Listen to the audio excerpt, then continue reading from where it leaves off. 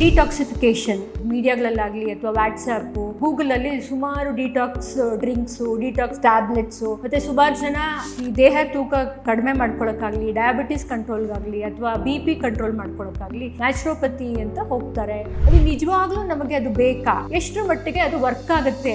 ಪ್ರತಿಯೊಬ್ಬರಲ್ಲೂ ಅದು ವರ್ಕ್ ಆಗುತ್ತಾ? ಇಲ್ಲ ಕೆಲವ್ರಿಗೆ ಮಾತ್ರ ಅದು ಬೇಕಾ? ಕೆಲವ್ರಿಗೆ ಅದು ಕಿಡ್ನಿ ಫಾರ್ಮೇಷನ್, ಸ್ಟೋನ್ ಫಾರ್ಮೇಷನ್ ಆಗುವಂಥ ಆಕ್ಸಲೇಟ್ಸ್ ತುಂಬ ಇರುತ್ತೆ. ಜ್ಯೂಸ್ ತಾನೇ, ತರಕಾರಿ ಹೇಳಿದ್ದಾರೆ ತಾನೇ ಒಳ್ಳೇದು ಅನ್ನೋದನ್ನ ಅದನ್ನು ಡೈಲಿ 6 ತಿಂಗಳು, 7 ತಿಂಗಳು, 8 ತಿಂಗಳ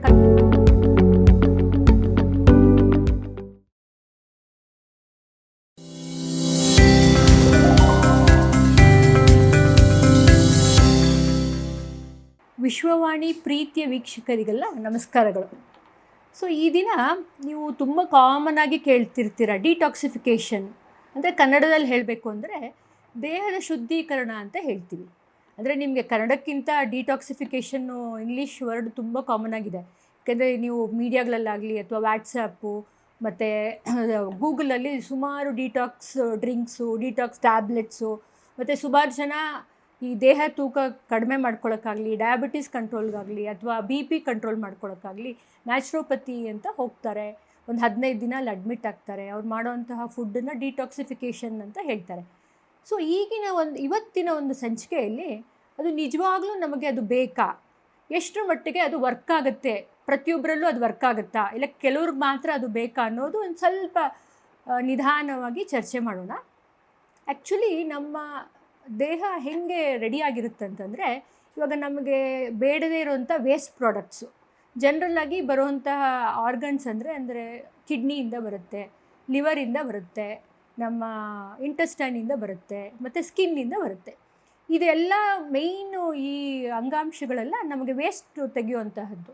ಸೊ ಇದು ನಮಗೆ ದೇಹದಲ್ಲೇ ನ್ಯಾಚುರಲ್ ಆಗಿ ಆಗುತ್ತೆ. ಆ್ಯಕ್ಚುಲಿ ಹೇಳಬೇಕಂದ್ರೆ ನಮಗೆ ಡಿಟಾಕ್ಸಿಫಿಕೇಷನ್ ಮಾಡೋವಂತಹ ಸೈನ್ಸು ರಿಸರ್ಚ್ ಸ್ಟ್ರಾಂಗಾಗಿ ಹೇಳುತ್ತೆ, ನಮ್ಮ ದೇಹ ಅದಕ್ಕೆ ನ್ಯಾಚುರಲ್ ಆಗಿ ಮಾಡೋವಂಥ ಶಕ್ತಿ ಇರುತ್ತೆ. ಸೊ ಹಾಗಾಗಿ ಈ ತುಂಬ ಡಿಟಾಕ್ಸಿಫಿಕೇಷನ್ ಆ ಥರನ ಬೂಮಲ್ಲಿ ಜಾಸ್ತಿ ನೀವು ಹೆಚ್ಚಾಗಿ ಖರ್ಚು ಮಾಡೋವಂಥ ಅವಶ್ಯಕತೆ ಇರೋದಿಲ್ಲ. ಬಟ್ ಕೆಲವೊಂದು ಸಲ ಏನಾಗುತ್ತಂದರೆ ಕೆಲವು ಸಿಮ್ಟಮ್ಸು ಕೆಲವ್ರಿಗೆ, ಅಂದರೆ ಈಗ ಅನ್ನೆಸೆಸರಿ ವೆಯ್ಟ್ ಗೇನ್ ಆಗೋದು, ಮತ್ತು ದೇಹದಲ್ಲಿ ಸುಸ್ತು ಕಾಣಿಸ್ಕೊಳ್ಳೋದು, ಅಂದರೆ ಎಲ್ಲ ನಾರ್ಮಲಾಗಿರುತ್ತೆ ಆದರೂ ಸುಸ್ತು ಕಾಣಿಸ್ಕೊಳ್ತಾ ಇರುತ್ತೆ. ಆಮೇಲೆ ಕೆಲವೊಂದು ಸಲ BP ಫ್ಲಕ್ಚುಯೇಷನ್ಸು, ಈ ಥರ ಕೆಲವು ದೇಹದಲ್ಲಿ ಸಿಮ್ಟಮ್ಸ್ ಕಾಣುತ್ತೆ. ಸೊ ಆವಾಗ ನಿಮಗೆ ನೀವೇ ಅನಲೈಸ್ ಮಾಡ್ಕೋಬೇಕಾಗತ್ತೆ, ಏನಕ್ಕೆ ನಂಗೆ ಈ ಥರ ಆಗ್ತಿದೆ, ನಮ್ಮ ದೇಹ ಸರಿಯಾಗಿ ವರ್ಕ್ ಆಗ್ತಿದೆಯಾ ಇಲ್ಲೋ ಅನ್ನೋದು ಒಂದು ವಿಶ್ಲೇಷಣೆ ಮಾಡ್ಕೋಬೇಕಾಗತ್ತೆ. ಸೊ ಆವಾಗ ನೀವು ಡೈಲಿ ನಿಮ್ಮ ದಿನಚರಿಯಲ್ಲಿ, ಅಂದರೆ ಈಗ ಜಾಸ್ತಿ ಪ್ರೋಸೆಸ್ಡ್ ಫುಡ್ ಅಂತ ಹೇಳ್ತೀವಿ, ಅಂದರೆ ರೆಡಿ ಟು ಈಟ್ ಫುಡ್. ಇವಾಗ ಯೂಶಲಿ ಮನೆಯಲ್ಲಿ ಇಬ್ಬರು ವರ್ಕಿಂಗ್ ಇರ್ತೀವಿ, ಊಟ ತಿಂಡಿ ಎಲ್ಲ ಮನೇಲಿ ಮಾಡೋಕ್ಕಾಗದೇ ಇರೋಂಥ ಕಾರಣ. ಸೊ ಈ ರೀತಿಯಾದ ಒಂದು ನಮ್ಮ ದಿನಚರಿಯಲ್ಲಿ ತುಂಬ ಬದಲಾವಣೆಗಳಾದಾಗ ನಮ್ಮ ಒಂದು ಆರ್ಗನ್ಸ್, ನಾನು ಏನೇನು ಇವಾಗ ನಿಮಗೆ ಮುಂದೆ ಹೇಳಿದ್ನಲ್ಲ, ಅದು ಸ್ವಲ್ಪ ಕೆಲಸ ಮಾಡೋಕ್ಕೆ ಸ್ವಲ್ಪ ಒಂದು ನಿಧಾನದ ರೀತಿಯಲ್ಲಿ ನಿಮಗೆ ಈ ಥರ ಸಿಮ್ಟಮ್ಸ್ನ ಕಾಣಿಸ್ಕೊಳ್ಳುತ್ತೆ.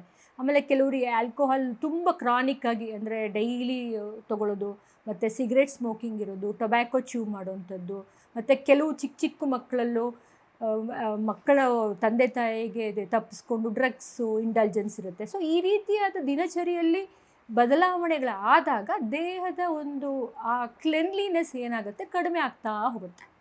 ಸೊ ಆ ಥರ ಒಂದು ನಾವು ದಿನಚರಿಯನ್ನು ಮಾಡಬೇಕಾದ್ರೆ ಸಮ್ಟೈಮ್ಸ್ ಡಾಕ್ಟರ್ಸ್ನ ಅಡ್ವೈಸ್ ಮೂಲಕ ಆ ಡಿಟಾಕ್ಸಿಫಿಕೇಷನ್ ಬೇಕಾ ಅನ್ನೋ ಕೇಳಿಬಿಟ್ಟು ಆಮೇಲೆ ಮಾಡ್ಕೊಳ್ಳಿ. ಇವಾಗ ನಿಮ್ಮ ದೇಹ ಆರೋಗ್ಯವಾಗಿದೆ, ಯಾವುದೇ ಥರ ನೀವು ಇವಾಗ ನಿಮ್ಮ ತೂಕಕ್ಕೆ ಹೈಟು ವೆಯ್ಟು ನಾವಂತ ಹೇಳ್ತೀವಿ, BMI ಅಂತ ಹೇಳ್ತೀವಿ. ಇವಾಗ ನೀವು ಕ್ಲಿನಿಕಲ್ಲಿ ಬಂದಾಗ BMI ಚೆಕ್ ಮಾಡಿಸ್ಕೊಂಡು ನಿಮ್ಮ ತೂಕ ಕರೆಕ್ಟಾಗಿ, ನಿಮ್ಮ ಹೈಟು ವೆಯ್ಟು ಕರೆಕ್ಟಾಗಿದ್ದಾಗ, ಯಾವುದೇ ರೀತಿಯ ನಿದ್ದೆ ಸಮಸ್ಯೆ ಇಲ್ಲದೆ ಇದ್ದಾಗ, ಆಮೇಲೆ ಗ್ಯಾಸ್ಟ್ರಿಕ್ ಇಶ್ಯೂಸ್ ಇಲ್ಲದೆ ಇದ್ದಾಗ, ಈ ಥರ ನಾರ್ಮಲ್ಲಾಗಿ ಹೋಗುವಂತಹ ದಿನಚರಿ ಇದ್ದರೂ ಕೂಡ ಎಕ್ಸ್ಟ್ರಾ ಡಿಟಾಕ್ಸಿಫಿಕೇಷನ್ ಅಂತ ಮಾಡ್ಕೊಳ್ಳೋದು ಅಗತ್ಯ ಇರೋದಿಲ್ಲ. ನಾನು ಆಲ್ರೆಡಿ ಹೇಳಿದೆ, ನಮ್ಮ ದೇಹದಲ್ಲೇ ಅದು ಕ್ರಿಯೆ ನ್ಯಾಚುರಲ್ಲಾಗಿ ಆಗುತ್ತೆ.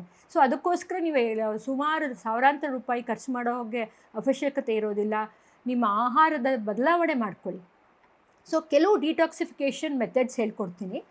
ಅಂತಂದರೆ ನೀವು ಮನೆಯಲ್ಲೇ, ನಾನು ಆರೋಗ್ಯವಾಗಿರೋರು ನಾನು ಹೇಳ್ತೀನಲ್ಲ, ಅಂಥವರು ನೀವು ನಾರ್ಮಲಾಗಿ ಹೆಚ್ಚು ಫೈಬರ್ ಇರುವಂಥ ಆಹಾರ, ಅಂದರೆ ನಾರಿನಂಶ ಇರುವಂಥ ಆಹಾರಗಳು ಯಾವ್ದು ಜನರಲ್ಲಾಗಿ ತರಕಾರಿ, ಹಣ್ಣಿನ ರಸಗಳು. ಹಣ್ಣಿನ ರಸಕ್ಕಿಂತ ನೀವು ಹಣ್ಣಾಗಿ ಸಿಪ್ಪೆ ಸಮೇತ ಸ್ವಲ್ಪ ಕ್ಲೀನ್ ಮಾಡಿ ಯೂಸ್ ಮಾಡೋದ್ರಿಂದ ಹೆಚ್ಚು ಫೈಬರ್ ಸಿಗುತ್ತೆ.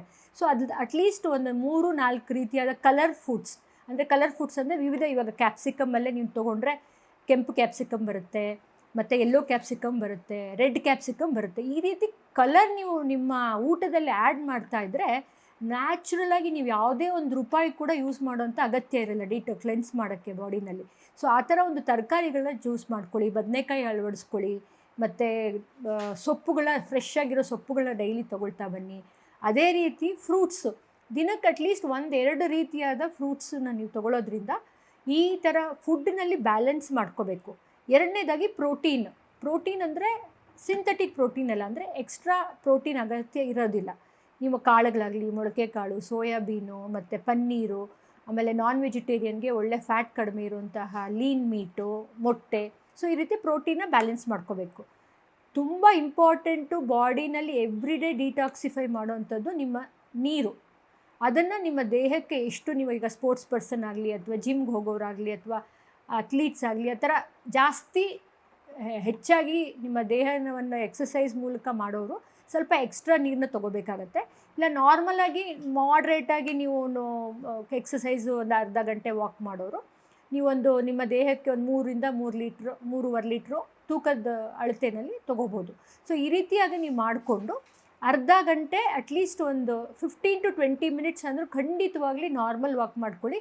ಇದ್ರ ಜೊತೆಗೆ ಒಂದು 10 ನಿಮಿಷ ಮೆಡಿಟೇಷನ್, ಅಂದರೆ ನಿಮ್ಮ ಮೈಂಡು ಫ್ರೀ ಆಗಬೇಕು.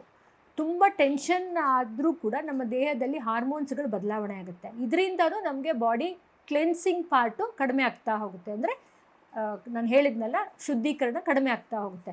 ಸೊ ಈ ರೀತಿ ನೀವು ನಾರ್ಮಲ್ ಲೈಫ್ನ ಲೀಡ್ ಮಾಡಿಕೊಂಡು ನಿಮ್ಮ, ಅಂದರೆ ಬೇರೆ ಥರ ಸಬ್ಸ್ಟೆನ್ಸ್ ಅಬ್ಯೂಸ್ ಆವಾಗಲೇ ಹೇಳಿದ್ನಲ್ಲ, ಬೇರೆ ಥರ ದೇಹಕ್ಕೆ ಬೇಡದೇ ಇರೋಂತಹ ಇದು ನೀವು ಸರಿ ಮಾಡಿಕೊಂಡ್ರೆ ಈ ಡಿಟಾಕ್ಸಿಫಿಕೇಷನ್ ಮಾಡೋ ಅಂತಹ ಒಂದು ಎಕ್ಸ್ಟ್ರಾ ದುಡ್ಡು ಆಗಲಿ ಅದು ಬೇಕಾಗಲ್ಲ.